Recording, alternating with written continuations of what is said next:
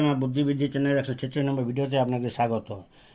এই ভিডিওতে ভাগ না করে ভাগফল দেখানো আছে 125 দ্বারা বিভাজ্য সংখ্যাগুলো যে ভাগ না করে ভাগফল করা যায় সেই পদ্ধতিটা এখানে দেখানো আছে।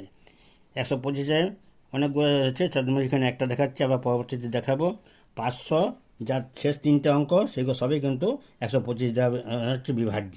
এই যেমন দেখুন 8,500, এই 8,500কে ভাগ না করে ভাগফল, এই 500টাকে 125 দিয়ে ভাগ করে পাওয়া যাচ্ছে 4। দিয়ে এই যে 8 আছে, 8 64, আর ওদিকে 4 68। এই 8,500টাকে 125 দিয়ে ভাগ করবে, 68 ভাগফল পাওয়া যাবে। তারপর একটা 12,500, ঠিক এখানে একই প্রসেসে এটা ভাগফল পাওয়া যাবে আপনার 100।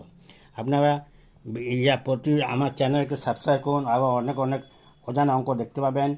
লাইক করুন, বান্ধবদের শেয়ার করুন। আপনারা অঙ্ক শিখতে কোনো অসুবিধা হবে না, কিন্তু আপনারা চ্যানেলকে সাবস্ক্রাইব বা ভিডিও করুন, প্রত্যেক ভিডিওতে একটা করে লাইক দেন, এইটা